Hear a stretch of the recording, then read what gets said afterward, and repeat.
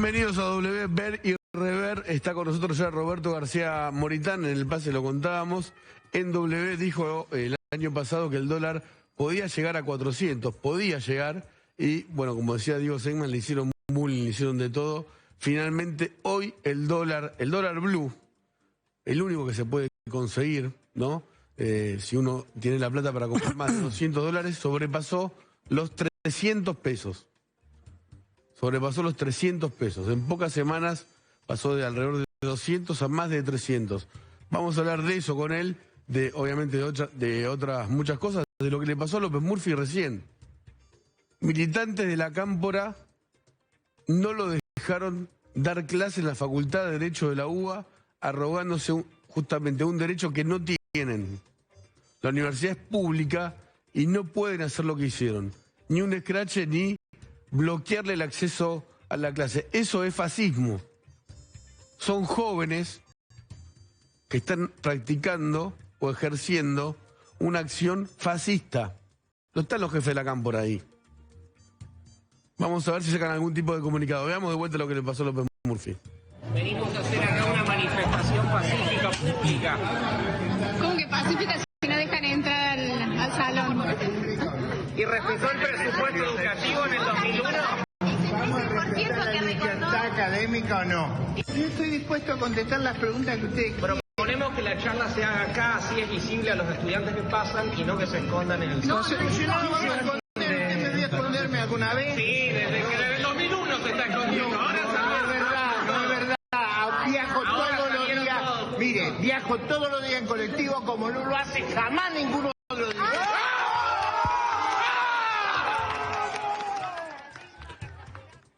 Es cierto que López Murphy viaja en colectivo, pero es lo menos importante tal vez de lo que estaba pasando ahí, ¿no?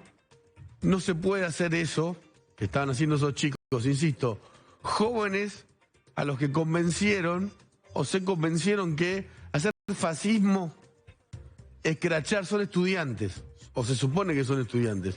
Está bien, o es normal. No están persiguiendo a un ex ministro de Economía acá, que podrían hacerlo y seguramente después terminen haciéndolo.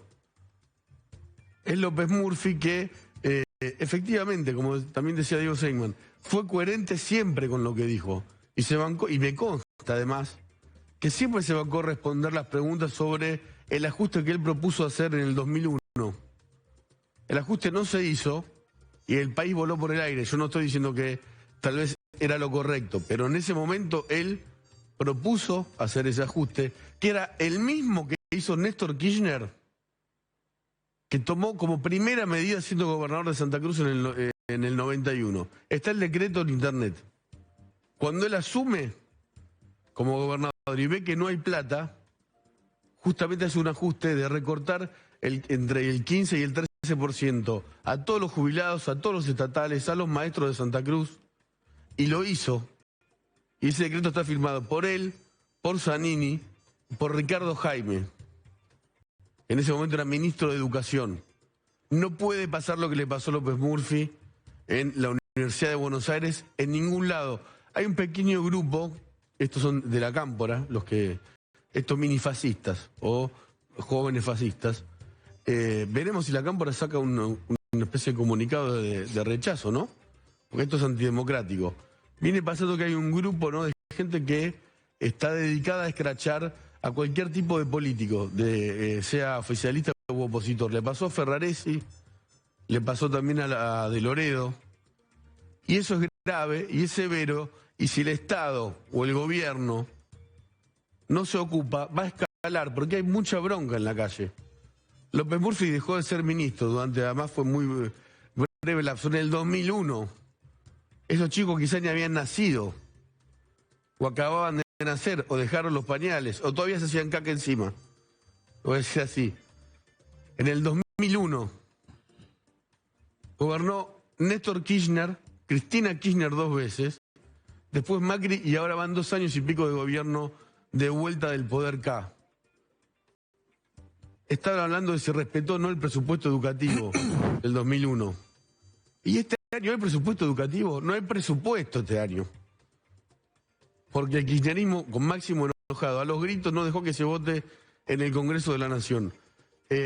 Repito, está con nosotros Roberto García Moritán, economista, que adelantó de alguna manera en W en su momento que el dólar podía llegar a 400 pesos. Él dice, lamentablemente, bueno, en la Argentina puede pasar cualquier cosa. Una pequeña reflexión de esto y de López Murphy. Ahora sí. No, son tan pésimos que cualquier cosa es posible con el kirchnerismo. Y respecto a lo que le pasó a López Murphy, ¿qué piensa? Un montón de cosas.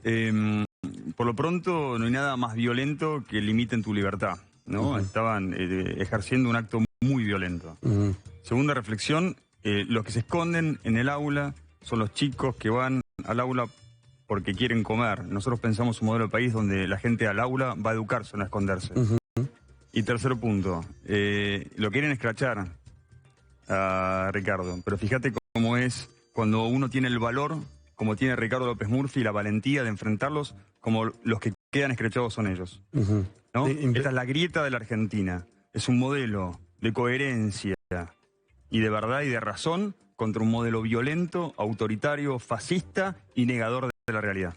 Muy interesante, ahora seguimos hablando. Va a estar Rodrigo Alegre también contando el increíble vínculo entre la intendencia de General Rodríguez y la barra brava que terminó matando a un hincha el fin de semana, ¿no? En el partido de Alem. Va a ser bastante impresionante lo que va a contar Rodrigo. Pero hablando de scratches, habló Cristina Kirchner en el 28 aniversario del atentado con bomba en la AMIA, el mayor atentado terrorista que sufrió una entidad judía en la historia después del Holocausto. ¿Recordó el atentado a la AMIA, Cristina? No. Escrachó o intentó escrachar a la Corte Suprema de Justicia de la Nación, diciendo bastantes disparates y mentiras. Sacó un video, después de que pasaron algunos hechos que no se conocen, ahí lo estás viendo, donde elogia a la Corte del 2003, a la nueva Corte que creó Néstor Kirchner. Ahí lo estamos viendo, hablando en cadena nacional contra, sobre todo, quien era el presidente de la Corte, Julio Nazareno, que renunció, hizo juicio político al resto de los integrantes de la Corte. Y Cristina dice que los Kirchner después hicieron una Corte ejemplar. Y que hoy la Corte Suprema está completamente desacreditada. Es una especie de antro que está muy vinculado a la política, que gracias a la Corte que quedó, dice ella, se persiguió opositores y se los encarceló. Es una denuncia gravísima, gravísima. Gracias a los jueces de la Corte que estuvieron hasta el 2015, se encarceló, hasta después del 2015 se encarceló a políticos por la Corte. Debido Báez, el primo de Néstor Carlos Kirchner, Ricardo Jaime, fue por la Corte Suprema. En realidad lo que le pasa a Cristina Kirchner es que está en estado de desesperación absoluta. Esta Corte, que son 4 miembros, porque falta uno porque el oficialismo no lo propuso. Elena Hayton de Nolasco renunció. ¿El gobierno propuso un reemplazante? No. Serían 5. Cristina Kirchner determinó además ese número de jueces en la Corte, cuando estaba en el poder. Eran 9, eran 7, fueron 5. Ahora, ¿qué está buscando Cristina Kirchner? Que alguno de los jueces de la Corte tal vez le responda, entonces ella pueda recusarlos. Pedir que se aparten cuando decidan sobre lo que muy probablemente sea una condena, la primer condena que tenga la vicepresidenta por un acto de corrupción que tiene que ver con la causa del Vialidad Nacional. Con la causa que investiga, y ya están en la parte de los alegatos, sí, beneficio con 47.000 millones de pesos de aquel entonces a su socio en los papeles, al socio de su hijo en los papeles y al socio de su esposo en los papeles, Lázaro Báez, con contratos de obra pública que se hicieron mal o no se hicieron. Cristina dice que esa causa tiene que ver con la persecución política y con el gobierno de Macri. Esa causa empezó en el 2008. gobernaba Cristina. La denuncia la hizo la gente de Elisa Carrió. Durante muchos años no se podía avanzar porque el Estado no daba la información. Pedían a Vialidad Nacional, que es el organismo encargado de la obra pública en las provincias, la información, y no se la daban. No se la daban. Cuando cambia el gobierno, Vialidad Nacional abre sus papeles. Obviamente encuentran lo que, según los fiscales de instrucción, Policita y Mani, que son un gran trabajo. Yo les recomiendo a quienes les guste leer estas cosas que lean la elevación a juicio que hicieron los dos fiscales y el juez Julián Ercolini, y vean las pruebas. Rutas que no van a ningún lado. Rutas que supuestamente fueron inspeccionadas al mismo tiempo por la misma persona, pero estaban a miles de kilómetros de distancia. No se puede estar en dos lugares al mismo tiempo, dice la física.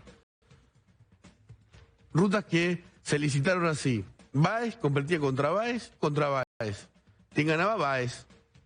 Competía con 3 empresas distintas, pero todas estaban a su nombre en los papeles. O ganaba licitaciones cuando se abrían los pliegos de los concursos públicos. Justo él ofertaba exactamente la cifra que pedía el gobierno, hasta con los centavos. Supuestamente 1.302 pesos con 47 centavos. Y él ofertaba 1.302 pesos con 47 centavos. ¿Cómo sabía? El 11 de agosto, el fiscal Diego Luciani va a empezar su alegato en este juicio. Se quedó solo. La Oficina Anticorrupción se fue del juicio, se fue. Es un juicio que ya está en el final. Y con eso en el banquillo de los acusados siendo vicepresidenta. Es un juicio histórico. Ya está en la instancia oral. Además, ya está. Vienen los alegatos. La Oficina Anticorrupción se fue. También un acontecimiento extraordinario e histórico. Y la Unidad de Información Financiera, que tiene que impulsar la acción penal, que lo venía haciendo con los funcionarios de la gestión de Mariano Federici, la anterior. Perdón, voy a tomar agua. Pidieron el sobreseimiento de Cristina. Hicieron de abogados defensores. Nunca se vio en tribunales. Ahora Cristina ataca a la Corte con una ferocidad y unas falsedades muy importantes. Por ejemplo, que Carlos Rosenkrantz y Horacio Rosati fueron nombrados por decreto en el máximo tribunal. Es mentira. Es absolutamente falso. Es cierto que en un principio Macri los iba a designar de ese modo, pero después se echó para atrás y los votó el Senado. A Rosati con 60 votos y a Rosenkrantz con 58. Son los dos jueces más que recibieron más votos cuando se envió su pliego a la Cámara Alta. Y los votó el peronismo también. Cristina está desesperada porque sabe que en la causa de Vialidad Nacional le fue mal. Mal. Y puede venir una condena. Otra falsedad que está diciendo es, a través de voceros, que la quieren proscribir. Porque si la condenan, no podría ser candidata. Y es mentira. Gracias a que el peronismo frenó en el Congreso el proyecto de ficha limpia, condenada y todo, podría ser candidata. Está buscando otra cosa, que hable algún juez de la Corte, ella lo recuse y tenga que ir con jueces. Ya vamos a hablar con García Moritán.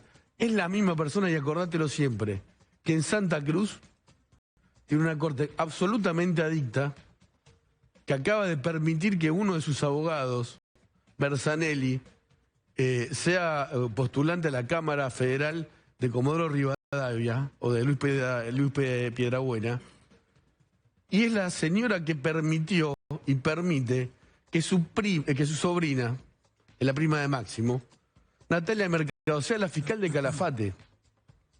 Si pasa algo en el Calafate, lo investiga la sobrina de Cristina, hija de Alicia Kirchner, prima de Máximo y Florencia Kirchner. ¿Qué justicia quiere? Esa, la de Santa Cruz.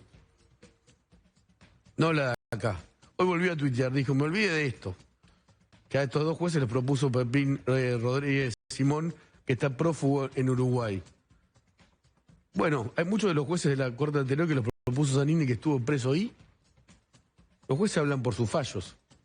Está el Consejo de la Magistratura. Esta operación empezó el viernes en el Consejo de la Magistratura con consejeros K pidiendo que se revisen los fallos de la Corte con el presidente de la Corte, Rosati, ahí mismo. Pero está Roberto García Moritán con nosotros. Gracias por venir. Gracias por invitarme, Miguel. Nicolás. Perdón. No, no pasa nada. Me divierte. Estaba recordando una... a mí me dicen un montón de nombres. Sí, por eso, me imagino, por tu papá. Estaba recordando el discurso de este joven, el nuevo presidente de la AMIA, en ese acto, aclarando muy específicamente de que no se trataba de un acto político, casi suplicando al oficialismo que se comprometiera en la búsqueda de la justicia. Claro. ¿No? Era un pedido de súplica casi.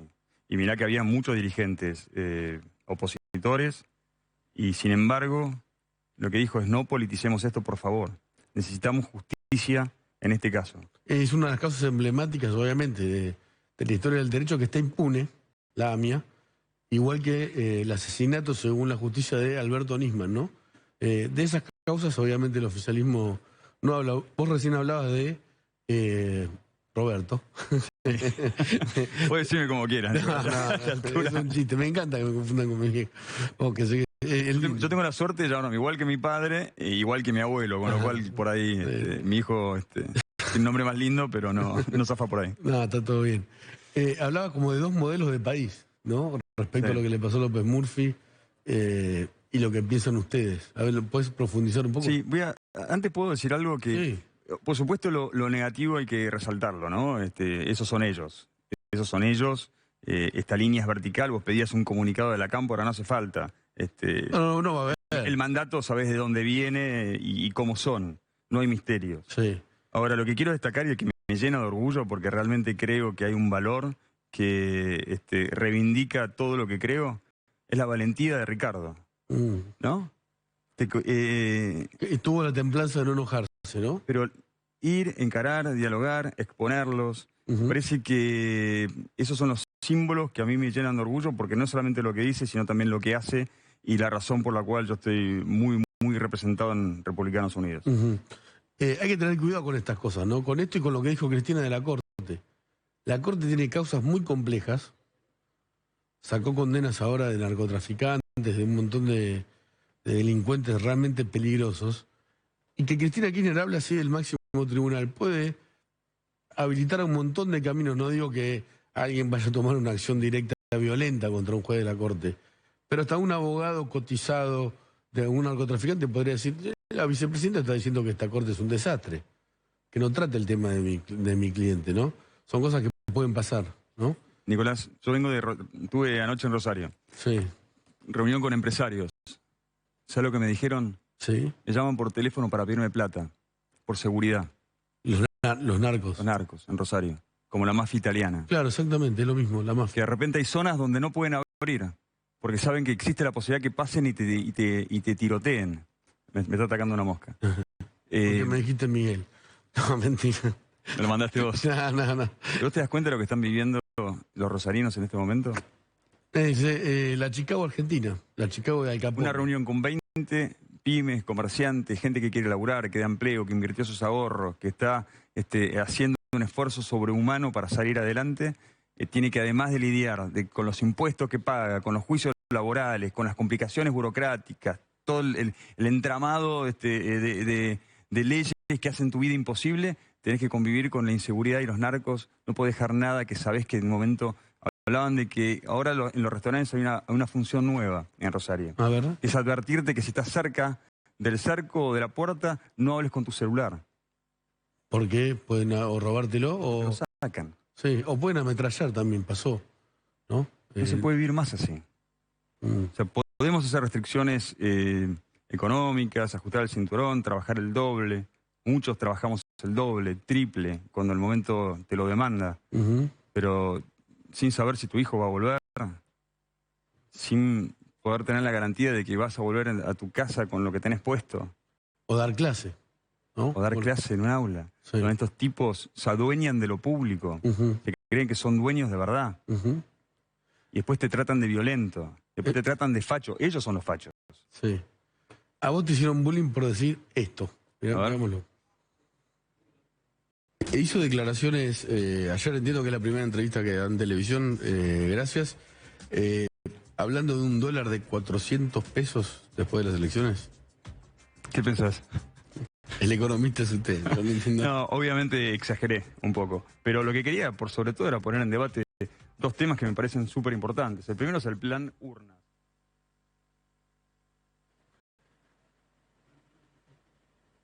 ¿Qué piensa?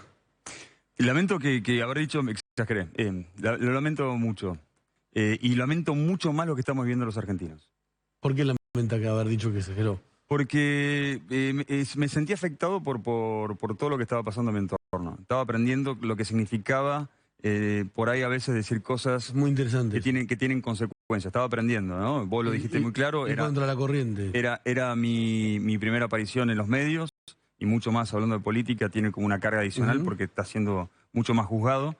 Pero no quiero reivindicar esto. O sea, no me parece que es un tiempo de revancha, es un tiempo de dolor. No, pero a ver, Los argentinos la estamos pasando muy mal. Esto significa inflación, esto significa gente con más hambre, más pobres, el valor de nuestra producción vale menos. Y te voy a decir una cosa, tenemos un gobierno que está empeñado, está obsesionado en querer echarle la culpa al sector privado. Sí. El sector privado, Nicolás, la está pasando mal. Le cuesta un huevo, levanta los precios, porque si no quiebra. Claro. Ahora, ¿por qué en ese momento dijo, no, sin revancha?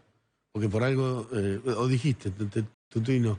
Sí, yo quise representar una idea, ¿no? De la utilización de lo público como si fuera propio, de la irresponsabilidad de la administración, de volver algo romántico al déficit fiscal o a la inflación, cuando son referencias técnicas.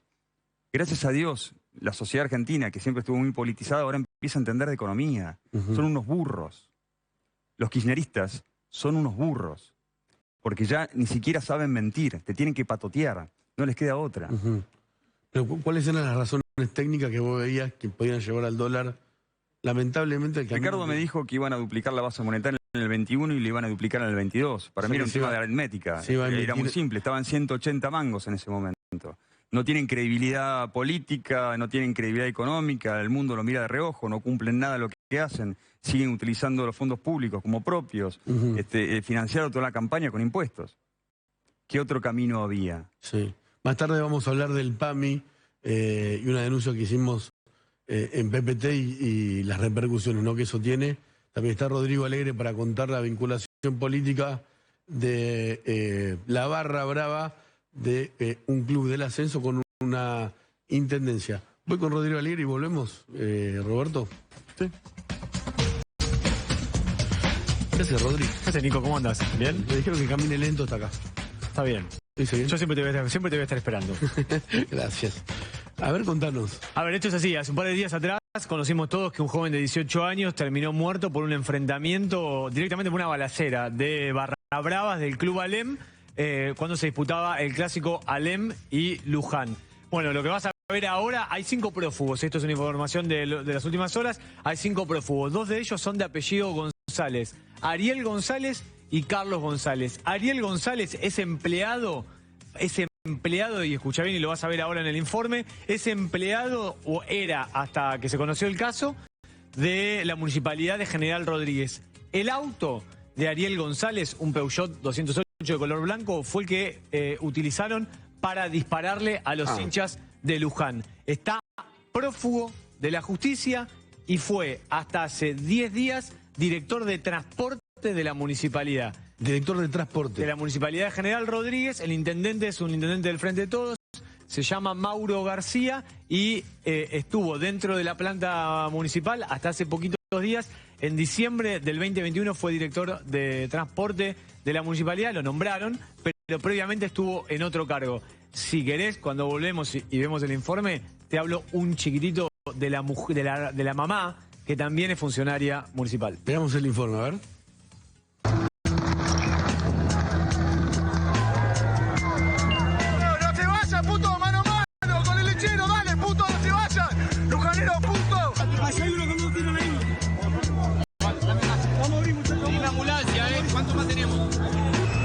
Hace 10 días, una patota del Club Alem atacó a los tiros a los hinchas del Club Luján.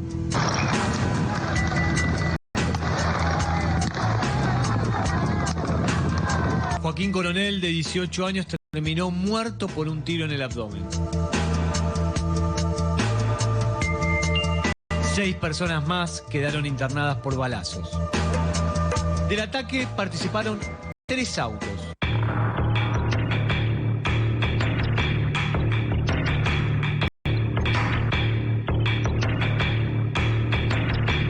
En este video se ve uno de los vehículos, un Peugeot 308. Este mismo auto, el Peugeot 308, quedó abandonado en un camino rural de General Rodríguez. El dueño del auto del que salieron los disparos es de Ariel González. Ariel González es el hijo del presidente del Club Alem.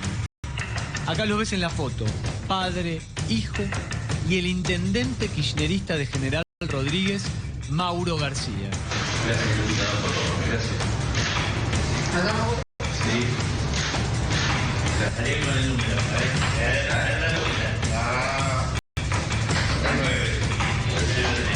Ariel González está prófugo de la justicia y era, hasta hace poquito tiempo, director de transporte de la Municipalidad de General Rodríguez. Estamos teniendo hoy por hoy con el club y en la rodea, hablar un poco de lo que se trata, un poco de la historia del club y demás. Muy bien, vamos. Bienvenido. Gracias. En este video de la página oficial del Club Alem se ve al actual intendente kirchnerista Mauro García recorriendo el club de la mano de Ariel González. Otra vez la violencia, otra vez los barras y otra vez la política.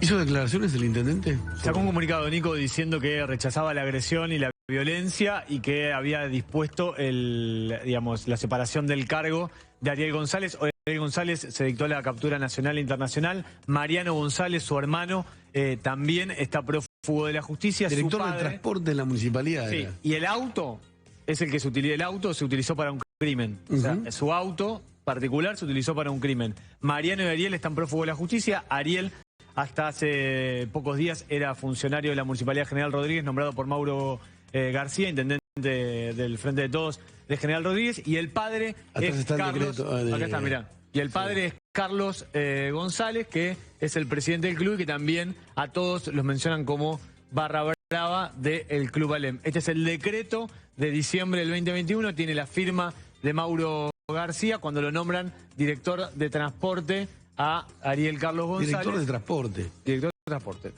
Cargo directivo. Sí, exactamente. ¿Ibas a hablar de la madre? No, la madre de Ariel González también tiene un cargo en la Casa de la Justicia y hasta hace poquito tiempo también recibió un sueldo por parte de la Municipalidad General Rodríguez. En las últimas horas la separaron del cargo, pero hay... ¿Y la madre por qué? Bueno, la madre no es el hijo. La madre no es el hijo. El hijo es la madre. Pero ella pidió una licencia y se la otorgaron. ¿Puede ser que iba a trabajar? Sí, es abogada, lleva adelante la Casa de la Justicia. Su hijo está prófugo. Su hijo está prófugo. No, nadie, o sea, no lo van a obligar nadie a que, digamos, entre a su hijo, pero el hijo está prófugo de la justicia por un crimen. Un pibe de 18 años que fue a un partido de fútbol y terminó con un tiro en el abdomen. Sí. Ya no es casualidad todo esto, ¿no? Las barras y la justicia. La política. La política y los barras, para nada, digamos. Obviamente que acá la justicia lo que está investigando es un crimen y 6 tentativas de homicidio, pero hay un chico muerto y hay vínculos de la política con los barra bravas y esas fueron las pruebas. Gracias, Rodri. Vamos, Nico. Volvemos a hablar con Roberto García Moritán.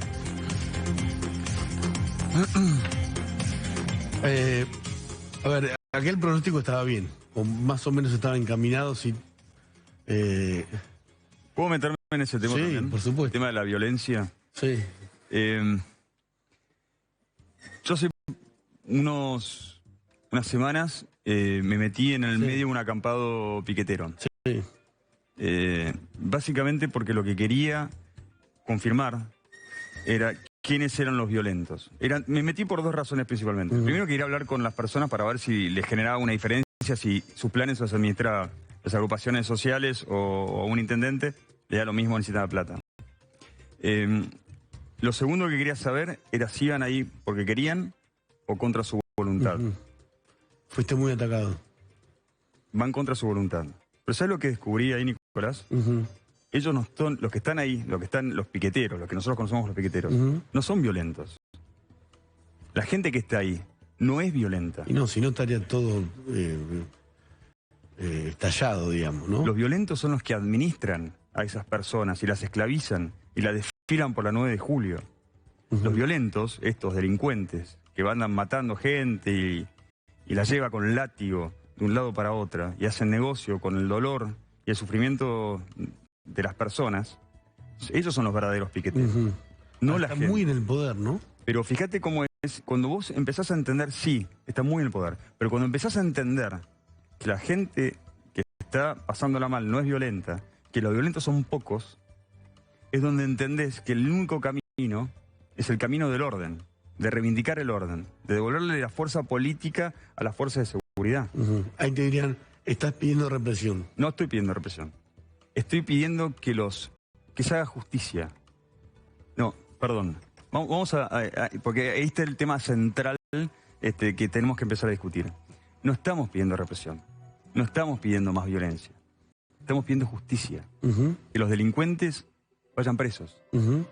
Esa es la clave. Eso es lo que tenemos que terminar de y la libre desglosar. circulación también. Pero eso es secundario. El problema, ¿sabes cuál es? Es la utilización de la pobreza. O sea, hay muchas banderas políticas. La ahí. pobreza indigna que generan estos tipos. Sí. La pobreza indigna. No sé si se podría generalizar, pero en su gran mayoría sí. Los CEOs de la pobreza generan pobreza indigna. O sea, no es la pobreza del humilde que trabaja. Es la pobreza del esclavizado por la oportunidad política y de las mafias. Esa pobreza es indigna. Estos tipos que están ahí, contra su voluntad, y esas mujeres y esos niños, están contra su voluntad. Entonces lo que hay que hacer es cortar el hilo por donde hay que cortarlo. Los que están haciendo negocio con esto. Es complejo, ¿no? Pero por supuesto, hay que tener mucha valentía. ¿Cómo te metiste en la política, no? De aquella entrevista que era la primera que diste, y te lo agradezco. Pero ¿cómo no iba a aceptar una invitación tuya? No. Te miraba de noche en mi casa y de repente podía estar Entonces charlando vas a con venir vos. con Pampita en cualquier momento. Los dos juntos a una entrevista. Bueno, algún día puede ser. Ahí está. No te lo puedo prometer, depende de ella. Sí, claro, por supuesto. Pero te metiste fuerte. Y sí, y en el lugar correcto. Por eso, para mí, arrancó el programa como tenía que arrancar. Porque un líder como Ricardo, que enfrenta las cuestiones, que no le tiene miedo, que lo demuestra con cuerpo y vida, que está lleno de convicciones, a mí también me empuja y me entusiasma. Yo quiero estar rodeado de personas como esas, que quieren cambiar las cosas de verdad. Volviendo a la economía, ¿cuál es tu pronóstico? Ahora vale un poquito más. El pronóstico es que tenemos que hacer todo lo contrario que hacen estos tipos. Ricardo dice a la -1, todo lo contrario. Tenemos que integrarnos al mundo, hacer negocio, volver a ser confiables, generar condiciones para que el argentino vuelva a invertir a su país, que quiera contratar. Hace 10 años que no se genera un puesto privado. Pero, las pymes vivimos al ¿con límite. qué medidas? Todo lo contrario de lo que hacen estos tipos. O sea, vos tenés un montón de... Abrirías el cepo... No, pero hay que ser prudente. Tampoco lo que hay que terminar de hacer es terminar de entender que los derechos adquiridos acá son derechos adquiridos. Lo que tenemos que pensar es cómo hacemos para que se generen nuevas inversiones, ¿no? Y empezar a pensar en lo que podemos llegar a generar y lo productivo que nos podemos volver a convertir, y no tanto en castigar el que ya está muy castigado en la Argentina. Yo castigaría a la política, a los mafiosos, a los curros. Recortarías el gasto de la política. Pero por supuesto. Mira, yo estoy seguro de que nosotros, haciendo mínimos esfuerzos, podemos hacer una enorme diferencia. Una enorme diferencia. Vos no podés quejarte de la pobreza si no generas ningún tipo de producto que el mundo demande. Estamos generando alimentos y supuestamente energía. Bueno, gracias a Dios tenemos el campo, la economía del conocimiento también hace su aporte, pero vos tenés que tener 1 millón de productos competitivos que te permitan de alguna manera resolver los problemas que tiene la Argentina. ¿Y qué pensás de este discurso de quienes se van fuera del país, hacen subir al dólar blue? Digo, pues esto es público, tu familia se fue de vacaciones, como se puede ir, lo fuiste a despedir, y ahora ser turista es ser vendepatria. Bueno, es un absurdo. Es buscar siempre responsabilidades en lo ajeno. O sea, recordemos que nuestro presidente, en vez de hacerse cargo de la fiesta clandestina, se escondió detrás de su mujer. Y en ese momento se rumoreaba que estaba embarazada. No sé bien cómo dan las fechas. Pero ese es el líder que nosotros tenemos hoy. Un tipo que se esconde detrás de la falda de su mujer. ¿Querés ver a la vicepresidenta? ¿Para vos ahorra en dólares o en pesos? Tiene de todas las monedas. Debe tener de todo. Veámosla, depende. Muchos yuanes debe tener. ¿Ruanes? Sí, sí. Bueno, veámosla porque cambió un poquito. A ver. Mirá, Cristina desdolarizada, Cristina dolarizada, todo. El peronismo es así. La verdad que yo tengo un solo plazo fijo en dólares viejo, bastante viejo, que viene de tiempo, y lo otro lo tengo en pesos, porque en realidad, objetivamente, es más rentable tenerlo en pesos que tenerlo en dólares, pero esa cosa de la cultura y del cambio cultural. He decidido que voy a poner mi plazo fijo en pesos.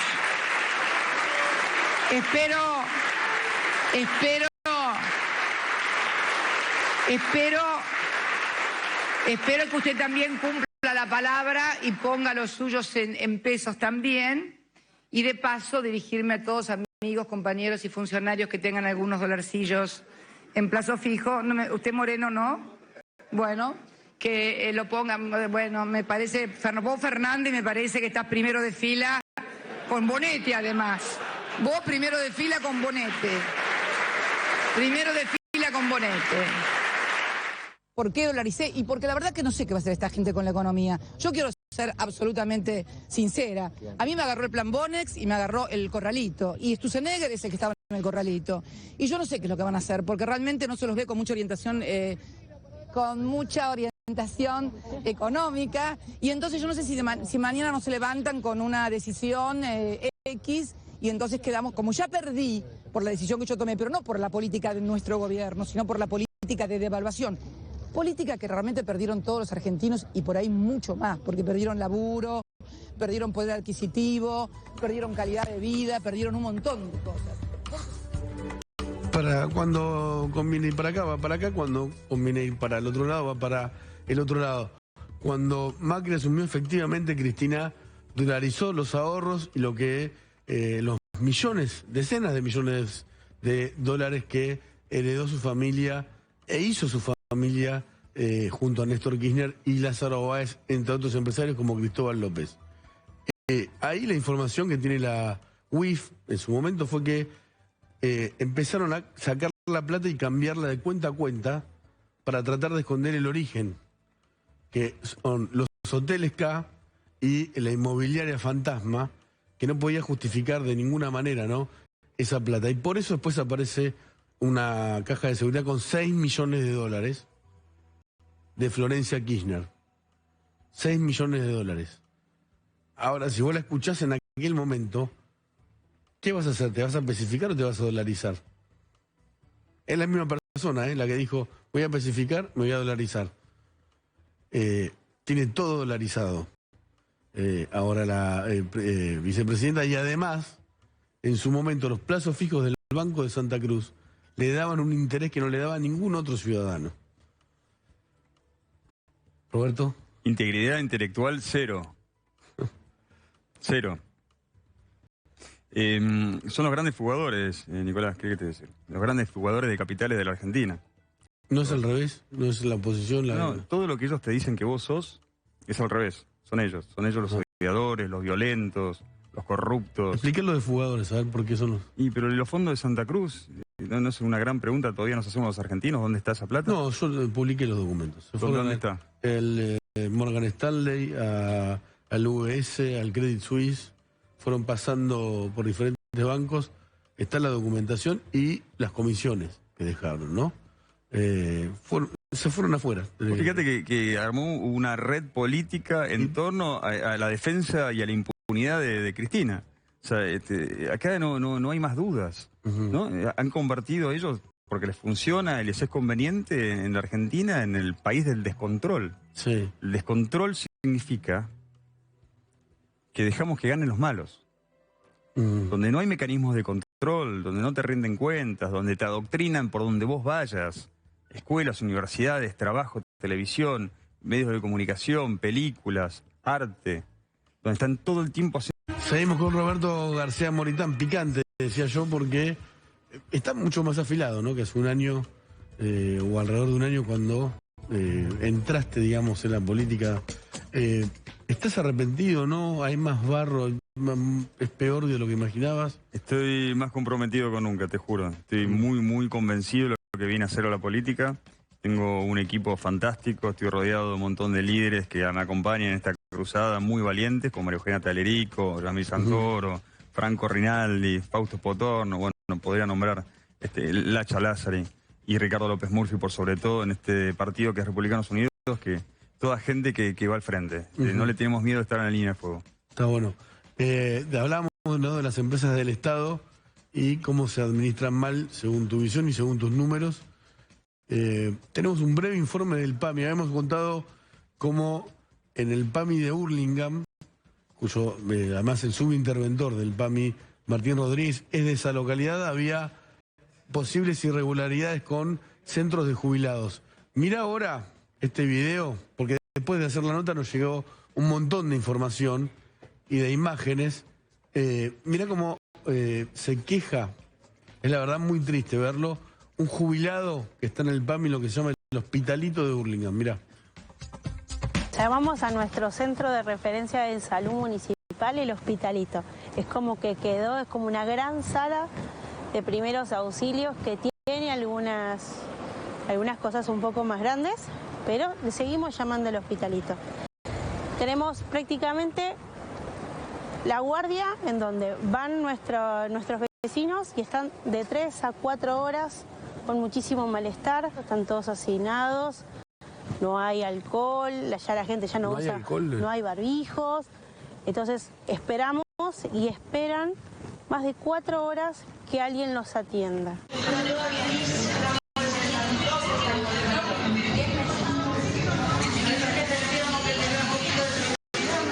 ¿Viste? No vino un médico. Ah, con razón. Todavía no vino el médico. Nosotros lo único que sabemos, esa ciencia cierta, es lo que nos dice la rendición de cuentas última, que del presupuesto municipal aproxima el 12,3% del presupuesto, que son 800 millones de pesos, están destinados a los fondos del hospital. ¿A ese hospitalito? A ese hospital. ¿800 millones? 800 millones. Tiene un presupuesto bastante... Es altísimo. Gordo, lindo, como para que el hospital no tenga estas cuestiones.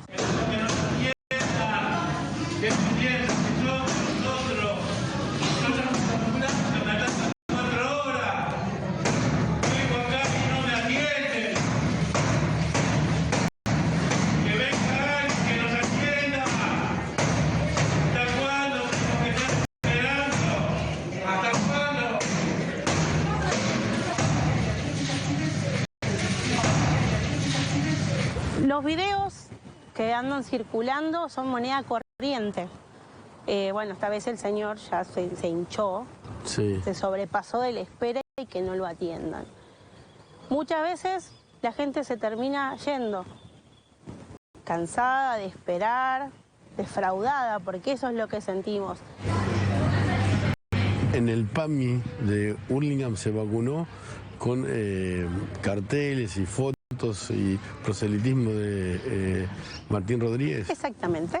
Y vos entrás al vacunatorio, vos ves la cara del muchacho, seguís haciendo el caminito hasta que estás en la sala de espera, te toman los datos y demás, y siguen apareciendo los videos de las plazas saludables, de los distintos recreativos que tiene PAMI, de lo que están haciendo, de lo que hicieron. Eso no corresponde. Me estás encubriendo una campaña. Claro. Que no seas de acá y que no te conozcan, no me hace que con los fondos y los recursos públicos te quieras hacer conocido.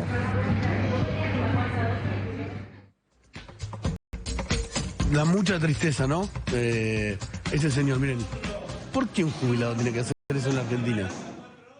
Olvídate que sea Hurlingham, donde sea. ¿Por qué? En Hurlingham, igualmente en el PAMI, pasaron y pasan cosas particulares. Está Graciela Ocaña, denunciante de lo que mostramos en PPT y después ampliamos y amplió sobre todo ella en la justicia un posible desvío de fondos, asociación ilícita, según el fiscal de la UFI-PAMI, por 47 millones de pesos. ¿Ocaña está por ahí? Sí, ¿qué tal? Buenas noches, ¿cómo está? Buenas noches. Tenemos poco tiempo, pero queríamos que nos resuma a ver esta denuncia que se generó, ¿no?, con la documentación que usted consiguió, que mostramos en PPT, pero que va todavía más lejos, ¿no? Incluso que podría terminar imputado al intendente de Hurlingham. Sí, así es, Nicolás, porque aquí ha habido una defraudación al PAMI de 47 millones de pesos en distintas acciones, los centros de jubilados fantasmas que usted mostró en el programa Periodismo para Todos, a los cuales derivaron 20 millones de pesos, centros de jubilados que jamás funcionaron, mientras que los 27 centros de jubilados que funcionan históricamente dentro del distrito de Hurlingham recibieron solamente 11 millones de pesos y que con mucho esfuerzo mantienen la actividad para los jubilados. Después hay todo un programa de plazas PAMI, que es un programa nacional, pero que también en el caso de Hurlingham, y todo esto sucedió luego que el intendente Zabaleta, que hoy es ministro, tomó licencia justamente para asumir en este nuevo cargo, se firma un convenio con PAMI y se empiezan a derivar esos fondos a la intendencia. Con la intendencia hoy es Elsi, que es de la Cámpora, ¿no? Exactamente. Sí. Ahora, tenemos poco tiempo, Graciela. ¿Cómo está la causa en la justicia? Mire, nosotros hicimos la denuncia a la unidad fiscal, que entiendo ha enviado por pedido del fiscal de Hurlingham todo el material con la acusación por asociación ilícita de este grupo, que es Luana Volnovich, Martín Rodríguez, los funcionarios de la unidad de gestión local de Morón, de Hurlingham particularmente, y por supuesto el intendente, que es una pieza clave dentro de este entramado y desvío de fondos de 47 millones de pesos. Y lo que le quiero decir es que mientras Luana Volnovich habla de la libertad de elección que tienen los jubilados, estamos viendo que un jubilado tiene que esperar 4 horas para ser atendido. Muchas gracias, Ocaña. No, gracias a usted. Muchas gracias. ¿Qué sentís, Roberto, cuando ves a este señor pegándole a la ventana?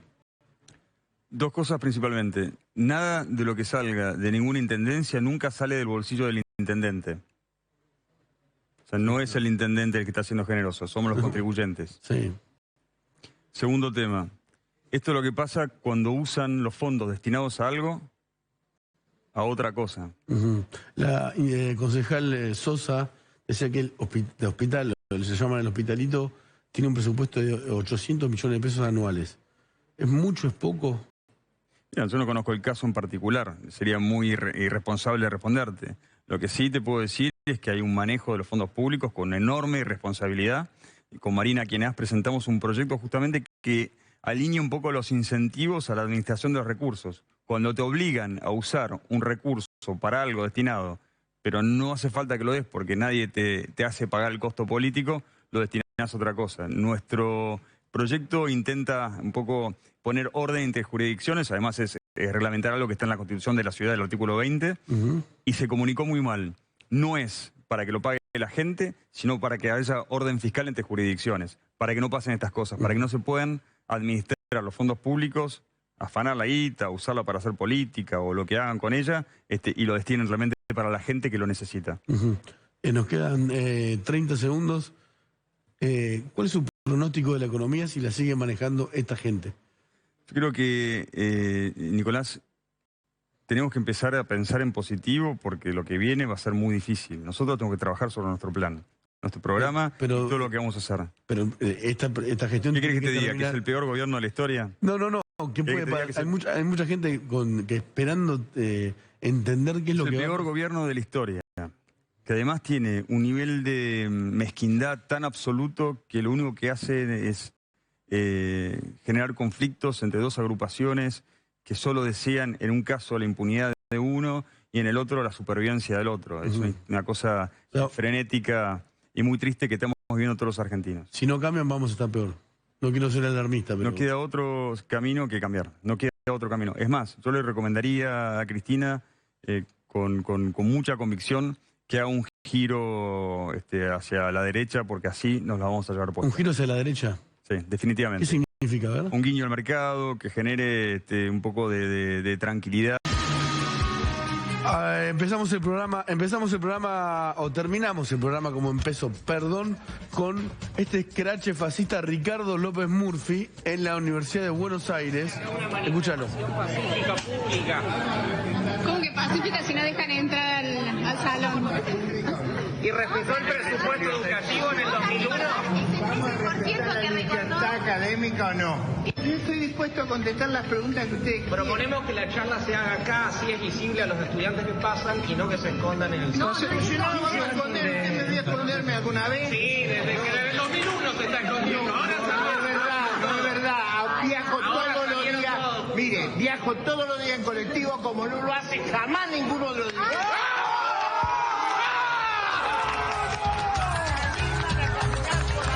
Es grave lo que pasó, no puede ocurrir en democracia. Probablemente estos hechos se repitan. Atención con esto, porque se está creando un clima espeso. Y lo último, esos chicos que estaban ahí, chicos, ¿de qué se ríen? ¿De qué se ríen? No estaban dejando a un profesor de la UBA dar clases. Eso es fascismo y no puede pasar más. Quédense en Bella y Bestia, un programón. Gracias, nos vemos el martes que viene.